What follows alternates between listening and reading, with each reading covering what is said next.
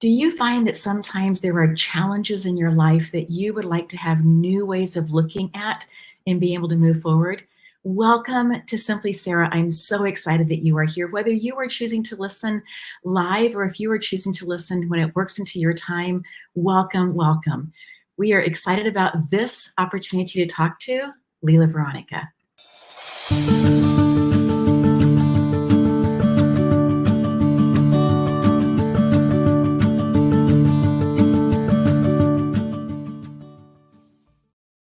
As I promised, Lila Veronica is here with us, and I'm super excited, Lila, for you to share your story because people are following you on Facebook or if they have found other means of finding you because people on all continents are following you.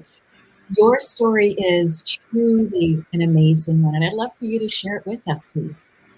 Oh, thank you. I appreciate you, Sarah, and I appreciate you providing so much wisdom to your community and bringing forward challenging times that lead to exuberant times. So I'm really grateful to be here. Thank you.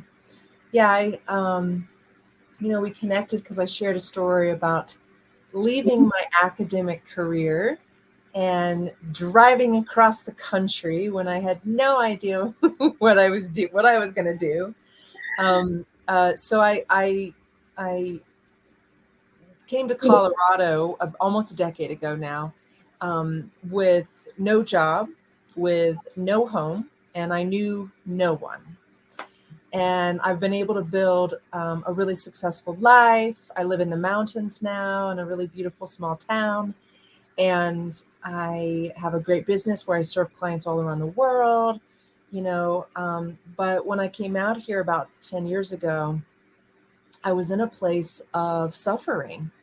I was in a place of unsure about myself as a woman in the world. And I was scared as well. I was scared around, can I make it? Can I make it as a human on planet Earth?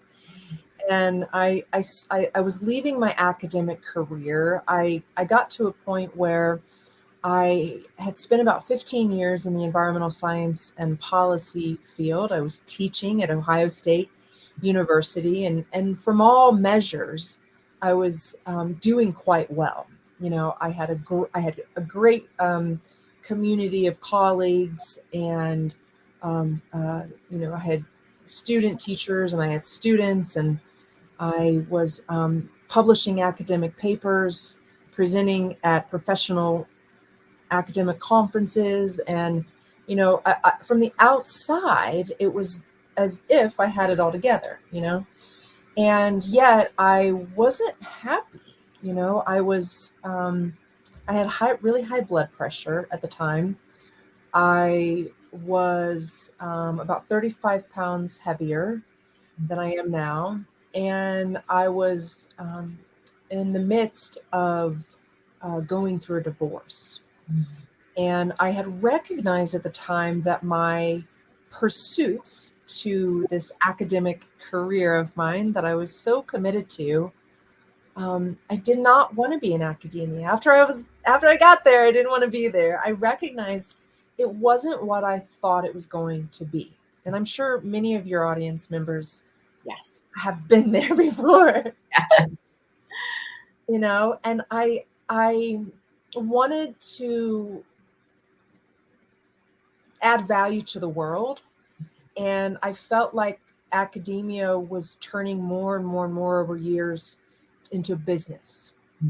I was sitting on committees where we had to, for example, choose the students that got accepted into the school, and we had to look at certain metrics that weren't necessarily reflective of their capacity because it was related to funding, things like that. And I just felt like this isn't the institutional system where we get to nourish our minds as much as it is a numbers game.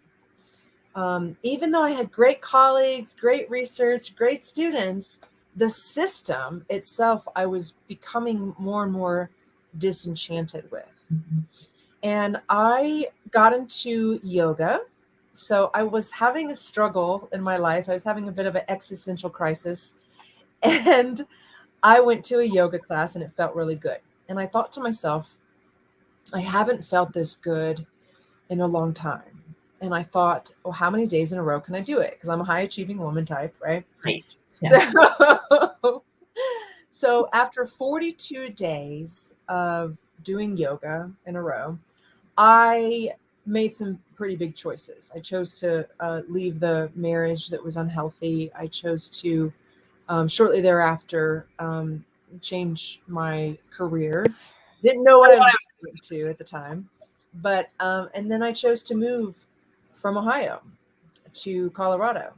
I in the midst of it went to Long Island for a yoga workshop, and I physically felt love for myself for the first time, and I chased it. I was willing to risk it all, let go of everything. I sold almost everything I had, packed up my car, my 2 dogs, and drove across the country. I drove to Colorado mostly to study with some world-renowned teachers that were bringing forward a new mindful movement system that was what I said. I physically felt love for myself for the first time. And so you know, I'm really grateful that I did. I didn't know what I was going to do at the time, how it was going to end up. I would have never thought I'd be a business owner, even though I've been selling things. I've had a side gig of sorts since I was a little kid, but I was much more in the academic route. And I just decided I had to love myself. And then when I learned how, I couldn't help but teach others. I'm a natural born teacher, so I learned, I implemented, and then I had lessons, and I went from, the body piece, the mindfulness, the movement piece.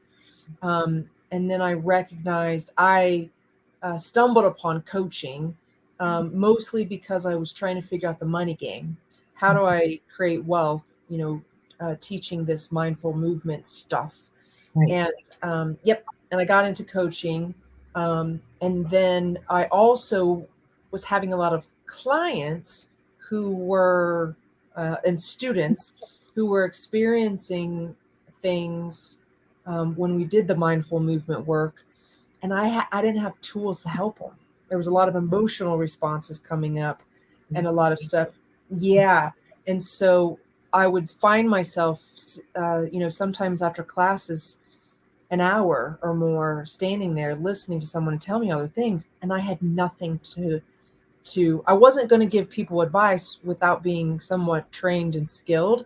Because I know no advice is better than bad advice. That's so very true. Yes. Yeah. I love that you come from the world of academia. I've been a teacher for 35 years and just recently said, thank you very much. And chose to, like you, move across the country and make some really radical changes in my life and our lives. And in that process, balancing out who I have been, the labeling, so to speak, the satisfaction of teaching and having that interconnected dynamic in the classroom, pouring into, and then realizing that there are other classrooms out there. So I really, part of your story that resonates so much with me, when I heard you live at the Achieve conference a year and a half or so ago, was this part about the academia and you saying, you know what, I'm going to take everything that's already inside of me and I'm going to move this forward into another area. And however it works out, I know that it's going to work out. And that's, Lila, I think one of the things that's just so enchanting about being with you, because you cannot be in your presence and not feel your energy and know that success is happening right now in this very, very place. How did you move from that space? What was the inner conversation for you as you began to love yourself? Because I imagine it wasn't a straight line.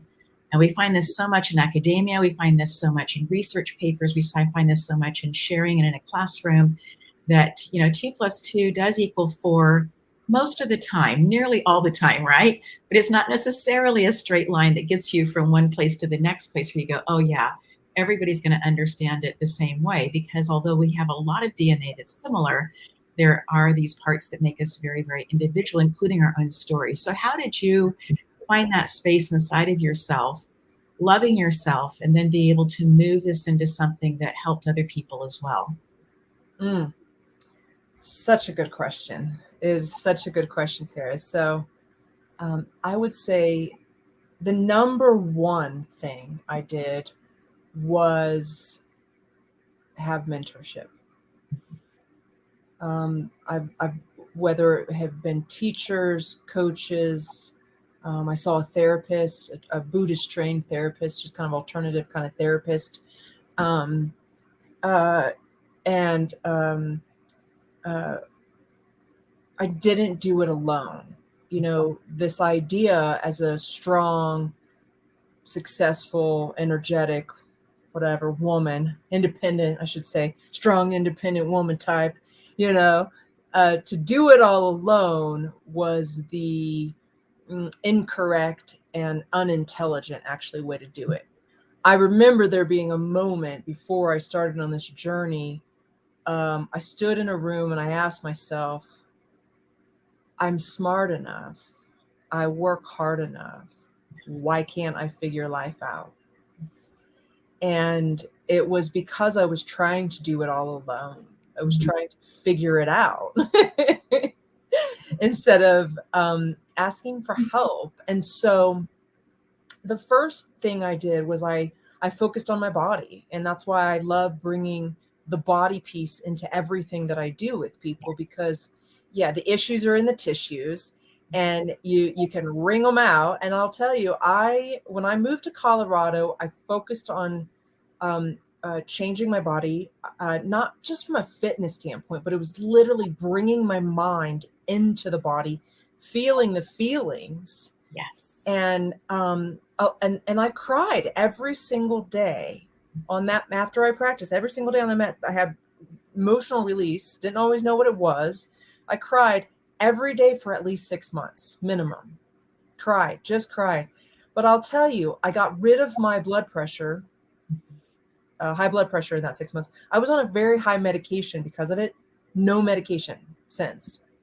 I lost 35 pounds and have been able to keep it off for almost a decade now. And I'm much more like energetic and lively in my body. You know, I used to have really bad sciatica issues as well from sitting and being tight and stuff. Don't have that anymore. So I focused on the body piece, had really great, teachers for that. I also hired a coach to help me with what I thought was the business coaching, which is true, but really it was helping me. She helped me get present, uh, trust. Trust is huge. If you don't trust the process of life, life is hard. You know, it just is. So she really taught me how to, um, breathe, get present, trust the process of life, and stay focused on the vision. So it's interesting because it's like, well, how do you stay present in the future at the same time? Well, you feel the feelings now of the future vision that you want, instead of focusing on the past. Because I grew up, I used to have the story that I was an abused child, and that I was abused child from a poor area. And I had to let go of that because that was only part of the story. And I've actually even let go of the idea of abuse now. I don't even really see it as abuse. I see it as I was suffering under something, but somebody else could experience the same thing and maybe not felt as much suffering. So I was suffering for sure. But I had this identity, and I had blamed my childhood experiences and my mother I remember blaming my mother for my divorce. It was her fault that I didn't know any better and have a better example of what to do, right?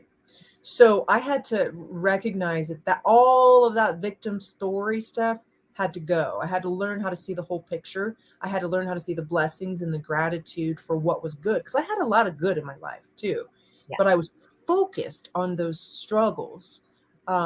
And so that was a piece. So I did the body piece. I got the coaching to learn how to trust, to get present, to focus on the vision.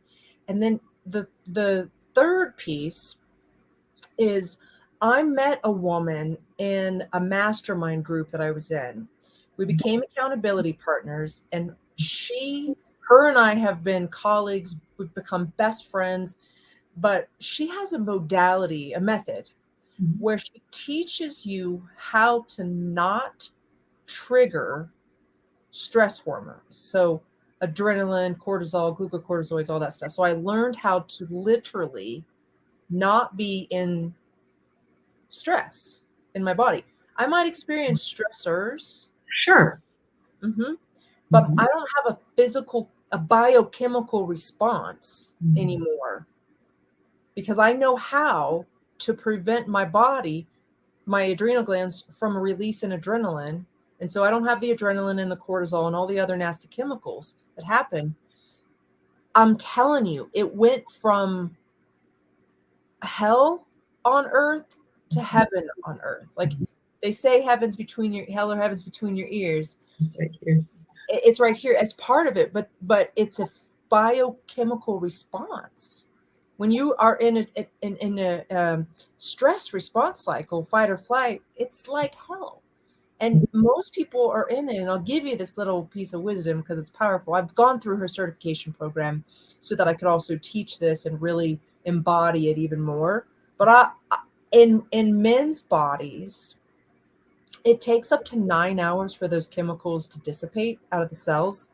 Yes. And women up to 24. Yes. So I lived the first 35, 36 years of my life in the stress response cycle, in adrenaline, and then recovery and cortisol and all of that. So I really, even though I did all the mindset work and all the personal development stuff and went through coaches and all of this stuff, I still, until I learned how to not trigger stress, it wasn't really integrating all of that stuff. So once I learned the body piece, the trust, the focus on the vision piece, and then how to control my biochemical responses to stressors, it's like I'm invincible now. You truly are, Lila. You truly are invincible. I really appreciate you talking about taking the mind and integrating it into the body. That piece, as you got that mentor in the beginning, and you talked about these 3 different parts that you've done in order for you to be where you are today. I think that's such a critical piece, because in the energetic work that I do, so often I find that people have their thoughts, and their thoughts are not necessarily living in any place inside of their physical being, although the issues are in the tissues, right? And the body keeps score, it just does. But in terms of understanding that and being able to feel that and allowing that bridge to be present, and to not be afraid of that bridge, to have courage to say, wait, being integrated is worth it.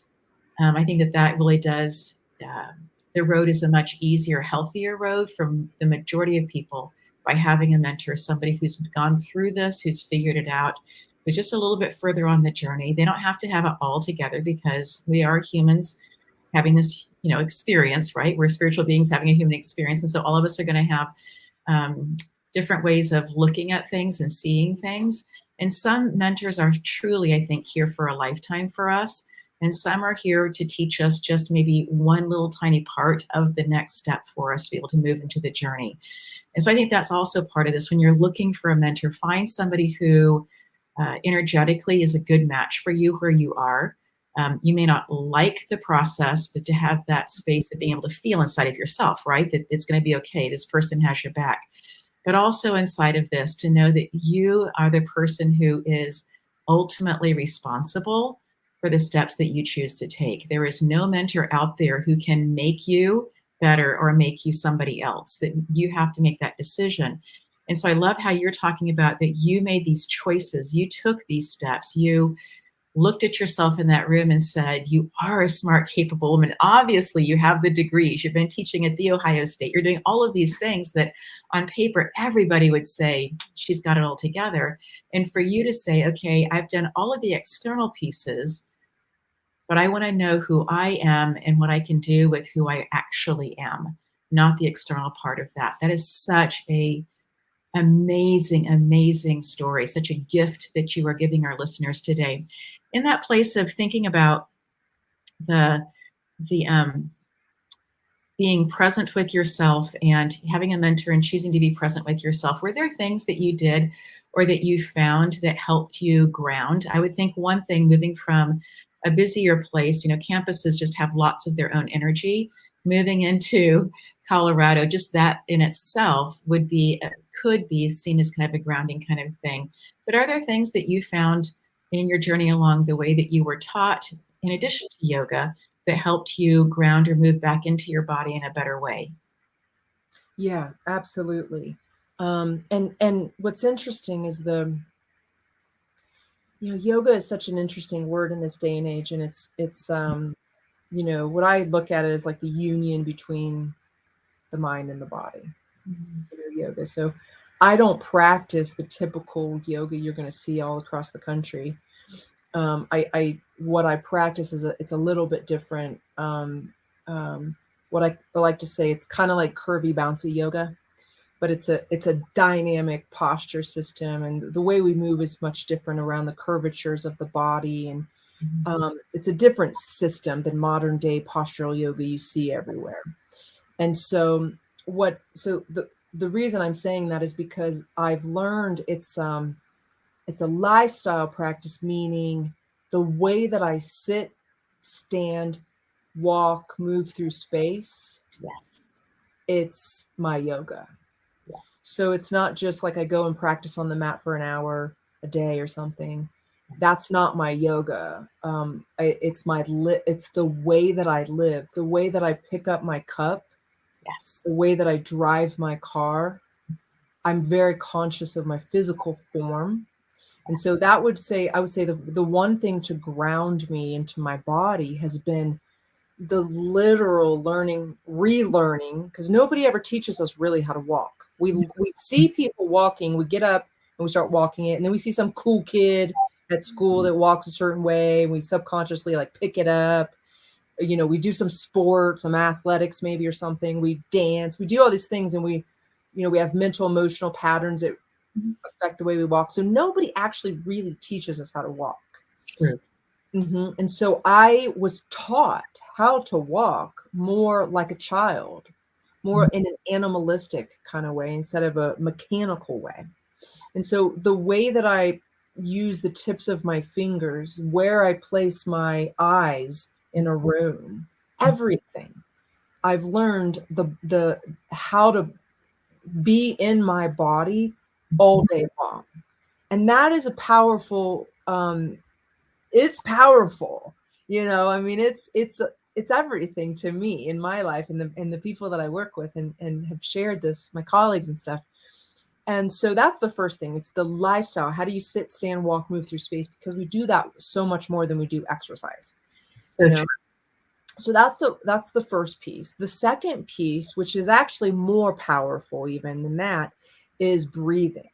So most women, we breathe shallow. There's this sense of we don't want to take up too much space. Right. So we breathe shallow, and breath is life force energy. It's the first thing we do when we get here. It's the last thing we do when we leave. Some say it's our connection to spirit, you know. And so learning how to breathe, um, and I'll give you a couple like tips here that I've integrated and I teach my community, is that most people say like take a deep breath, but it's actually kind of difficult to take a deep breath if you're tight. So breathing wide, we breathe wide like our ribs are fish scales. So if we open the lateral bodies, the sides, breathe wide, almost like fish gills, it's much easier for the breath to go deep. But if you try to take a deep breath and there's tension, it's just, it's like this, it's difficult. Yes. Yeah, so breathing wide is one component of breathing. And then also the other thing is we've been trained often to hold the belly in tight, whether that be this idea of six-pack abs or having a flat stomach. All of these things has led to us holding our belly tight. When we hold the belly tight, we're more likely to trigger stress hormones, Yes. because when you get in stress, the belly holds tight. So if you hold the belly tight, you can get in stress. And there's less room for breath because we have 4 diaphragms in the body. And if the belly is tight, then the breath is more shallow. So it's a lot of information, but I basically learned how to be in my body, the walk, sit, stand stuff, how to breathe wide, keep my belly soft so there's more breath capacity.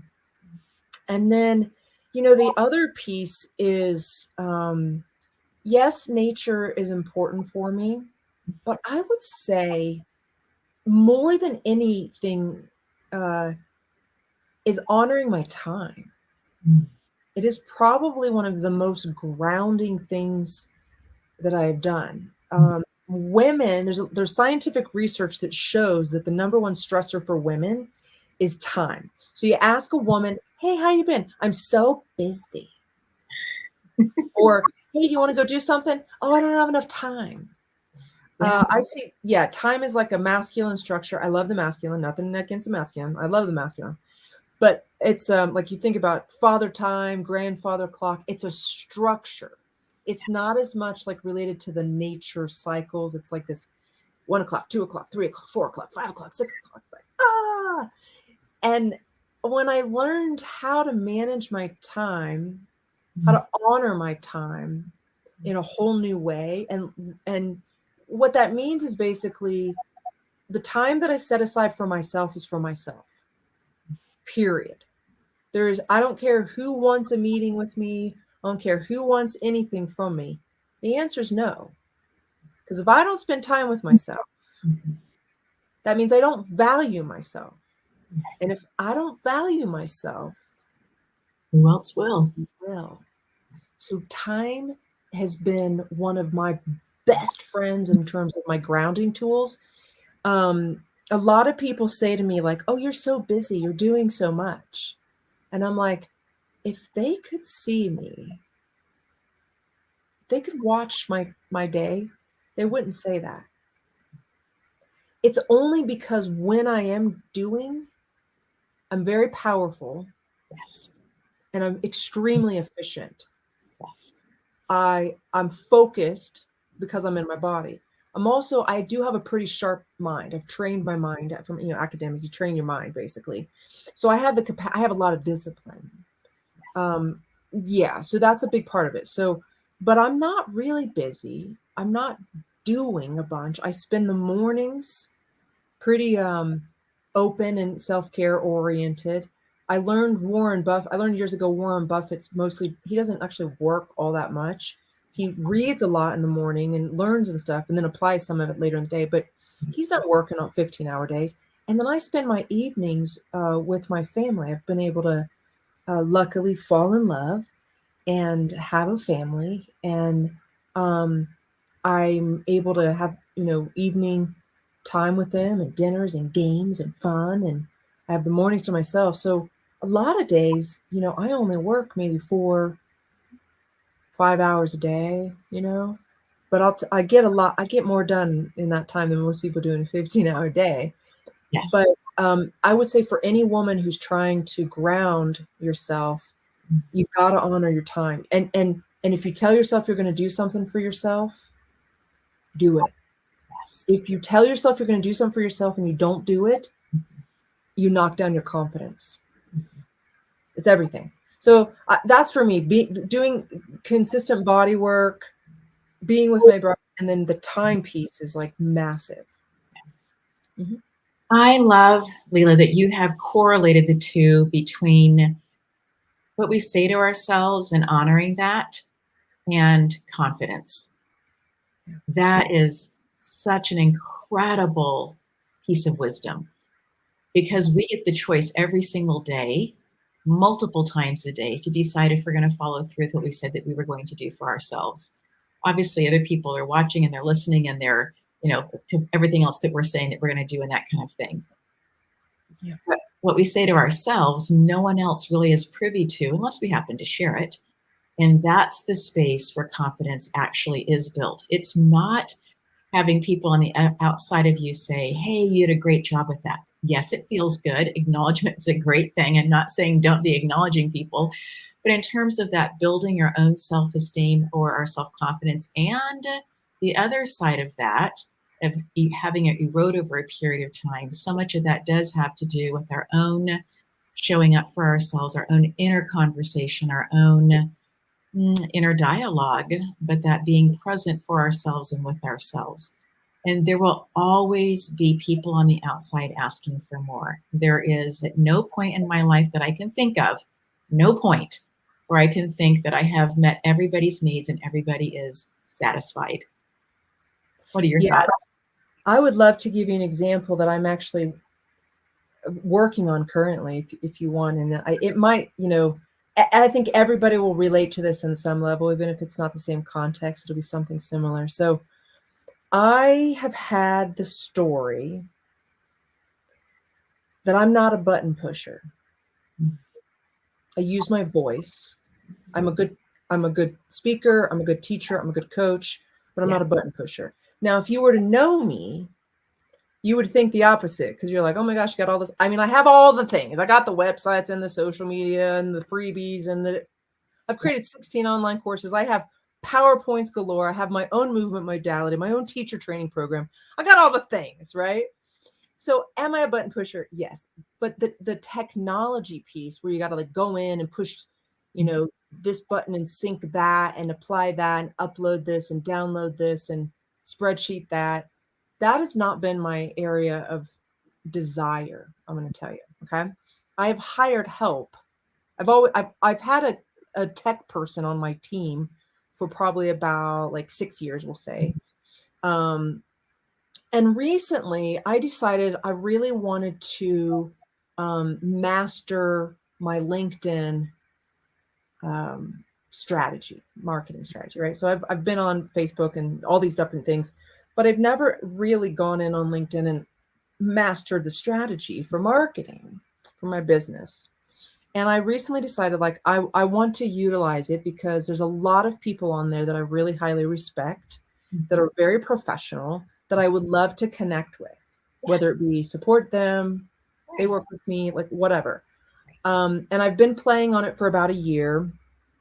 And I've had LinkedIn for years, since I was in academia, but I never really went into it. So about the last year, my friend that I told you about, that her name's Elle Ingalls, she has the pressure-free method about the stress hormones and all that. She's been on it, and I've been watching her have a lot of success. And I thought, I'm going to go in there and start. Well, I dive in, and I joined this coaching program recently where I'm learning it. And basically it's software programs where you push a bunch of buttons. Okay.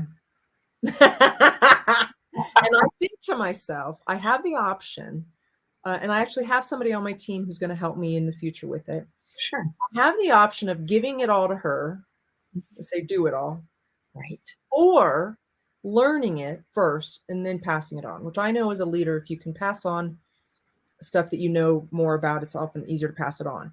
Right. So I really recently said to myself, I'm going to do this. I'm going to sit my butt down in that computer. I'm going to watch these videos. I'm going to push these buttons. And every time I come up to a spot where I don't know what I'm doing, I'm going to ask for help. I'm going to go to their tech office or this help button here or whatever, right? Now, I haven't shared this with anybody. Nobody knows what I'm doing. Right? Nobody knows that I'm sitting over here for hours on end pushing these buttons. But I'm going to tell you right now, in the last week, I've really been just doing this last week, my confidence has lifted. I know so much about LinkedIn marketing right now and all these like other things that I'm working on. And it is that same thing. It's like, I told myself I was going to do this. It was a no matter what attitude. I have sat through video after video after video, pushing button after button after button, that I would have just a week and a half ago said, I'm not a button pusher. I'm going to hire somebody else to do it. I'm going to, I'll pay some. I'd rather pay somebody than do it myself. Right. So I said, I'm going to do this. And it has, and I haven't told anybody. There's nobody, I mean, I could tell people, but nobody cares, But Yeah. it's not even about the strategy and all the businessy stuff. It's about the fact that I said, I am going to up level myself. I'm going to take myself out of story that I'm not a button pusher. I'm going to become a button pusher. Yes. And I'm going to learn this LinkedIn thing. And I will tell you the amount of joy and satisfaction and confidence that I have right now. Because I'm like, oh, I was just telling my partner this morning, I told him, I said, I got 10,000 emails almost from LinkedIn. Oh my God. And then I started doing the numbers. If I got this many and this many and this many, do you know how Right. many people I could help? And so it was like such a confidence builder to step into a new thing, Yes. to commit to doing it. Nobody's telling me I got to do it because I could pay somebody to do it. But Sure. I'm like, no, I'm going to do this thing to build my confidence. And it's only been a week and my confidence is like super boosted. Already. Yeah. Yeah. Yes. So no matter where you are in the game, whatever game you're playing, there's Right. always more. Yes.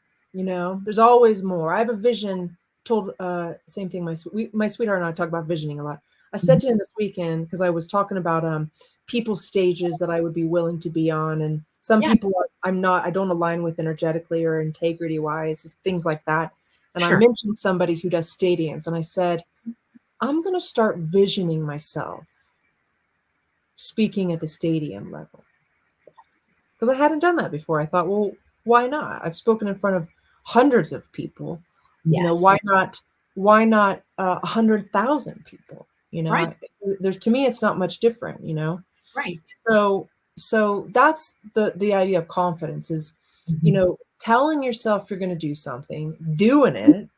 You'll have Yes. the confidence on the other end, and then keep playing your edge, not in Yes. a way where you're like so stressed, adrenalized, not like that, Right. but expanding your capacity over time Mm. without having to tell anybody. I'm kind of excited to tell you right now, but my confidence was already lifted, whether I told you or not. Right. Right. I love that. And Yeah. having seen you in person, I fully envision that as well.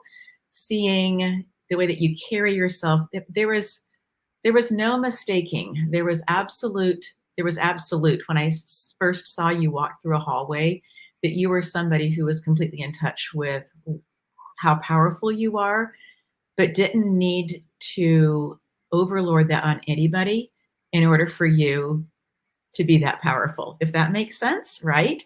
It's Yeah. just, it's an internal thing for you that you don't need to be, your sense of power is authentic and it's beautiful. And the way that you carry it is so genuine. And I fully see you being on a stadium stage and carrying yourself exactly the same way with you being who you are. And you'll be mic'd up, but you were at our conference as well, right? And you gave time for us to be reflective, and you'll do that in a stadium as well. And the people there will also leave touched and with nuggets of things to think about. And some of it will be intentional from you, and some of it will be things that are taking place in their own life. And you'll say something, and that will just begin to shift things. So I support you in that, and I look forward to you seeing you on that stadium stage because it's going to happen. I just know that it's going to. As we talk more about confidence and the things that we do, thank you so much for sharing about the LinkedIn. You're the second person I've had a conversation with in the last week who has said, this is what I'm doing on LinkedIn. I'm going to figure it out. And she wasn't on the show. It was her birthday, and we were just having a conversation. I'm just asking what she was working on, and she shared that. And so I love that you are sharing it with people, and that you are in that space of saying, this is an edge where I'm choosing to learn something. And yes, at some point I'll outsource it, but I'm doing this because I know that I want to know what I'm outsourcing and being part of with that. In your leadership strategy, are there pieces that you um, look back in your life and you go, yeah, I can see that I was already doing that in junior high, high school, as an undergrad, moving into grad, that kind of moved you into where you are with leadership now? Or have you found that you have morphed through different versions of what leadership looks like? And maybe it's both of those things at the same time, possibly, to be the leader that you are today. Yeah, it is both of those things. You are correct. So I'll share with you the second one first, and then I'll share the first. Um, uh, I used to try to convince people of things. I used to like try to get them to think what I think Yes. instead of empowering them to think on their own, which I know how to do now. I'm much happier as a person, and other people are happier with me when I empower them to think on their own. And I've learned, Right. luckily, through my training and experience, Mhm. how to empower others Yes. through fostering questions and ideas so that their own mind can work and not me trying to like tell people things. So Yes. that's a big thing. And I think that comes with age and wisdom as well. But my training and my experience as a coach has been a big part of that. Like I've really understand the psychology around empowerment versus, just telling somebody something. So that's the biggest piece that's changed in my leadership. And but I would say I I asked my mom once, I said, "Mom, what was I like as a kid?"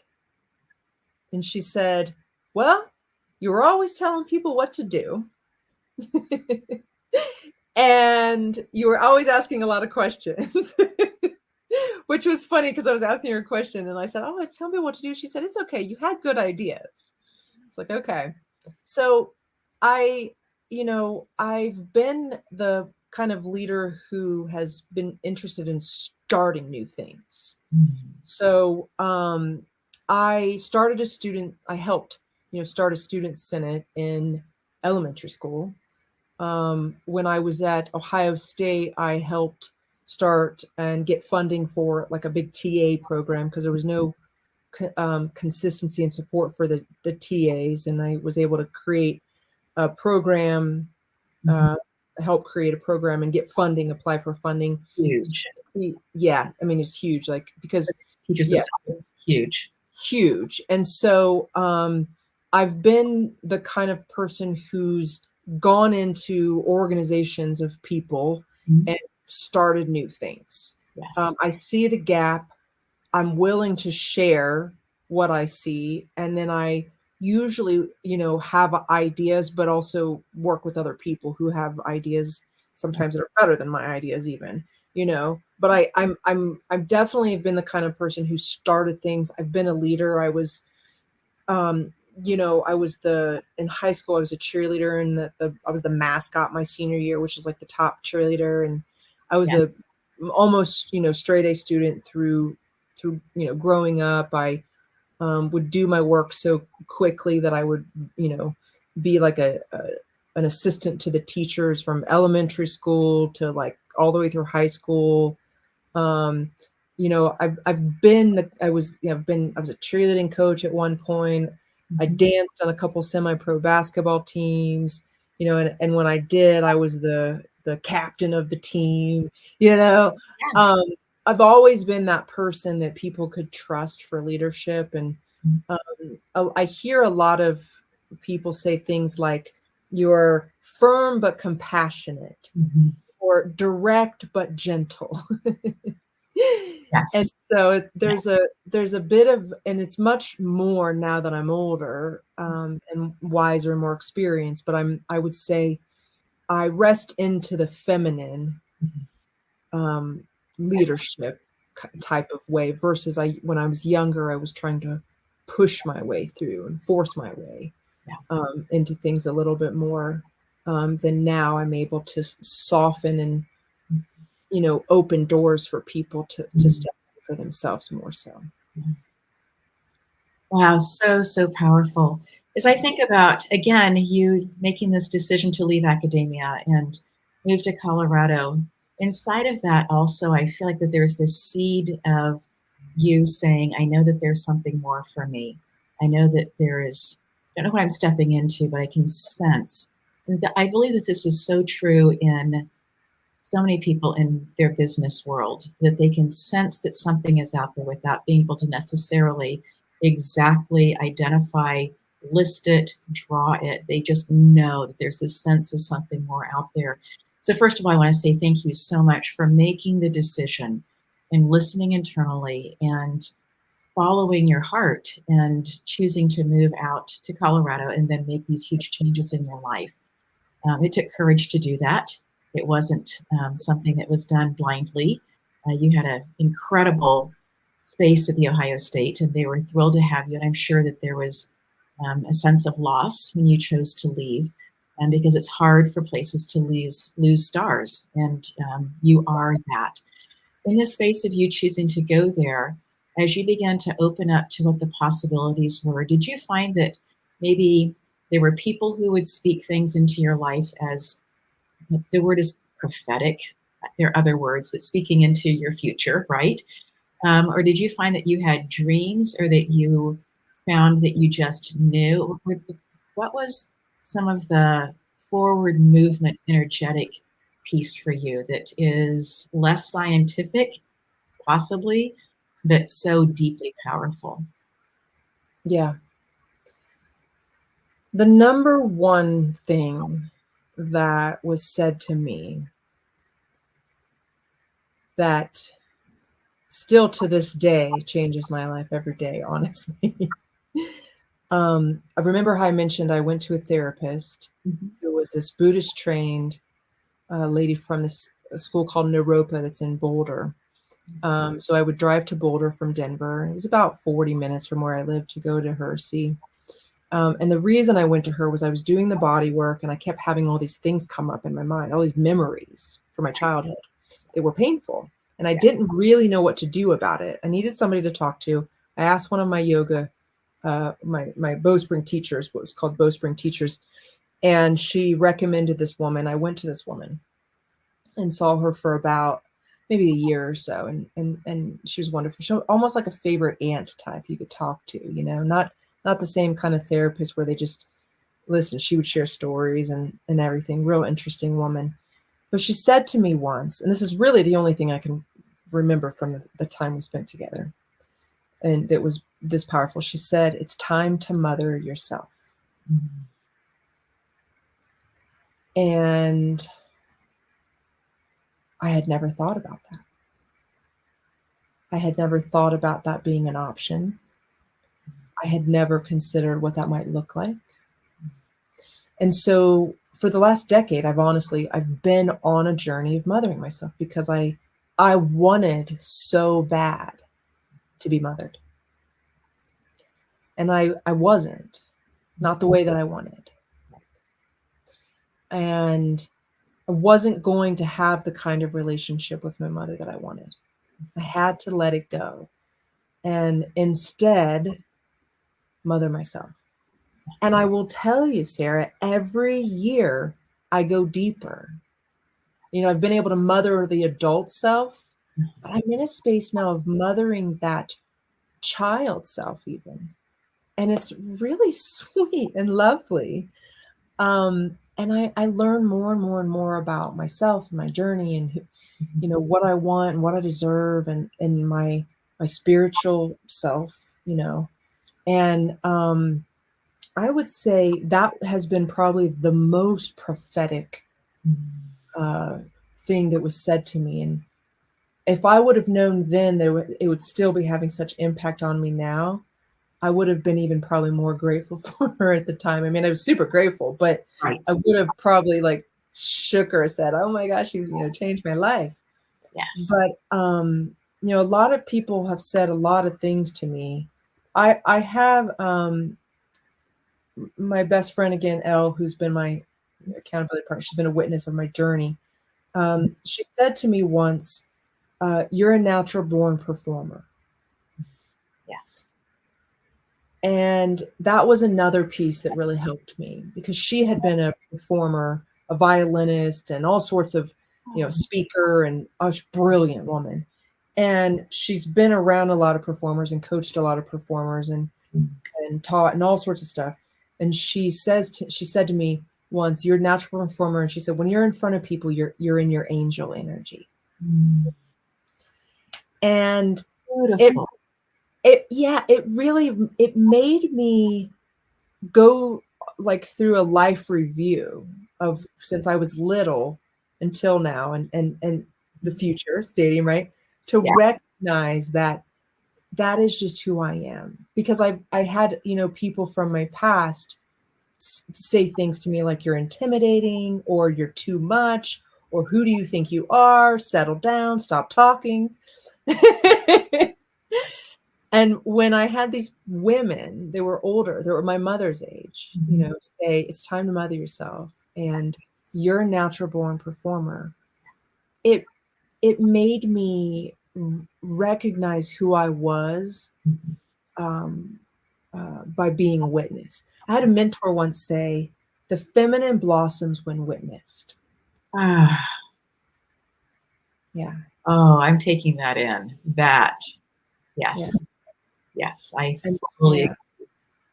And so being witnessed by women, especially women who are my mother's age, or older, wiser women, yes.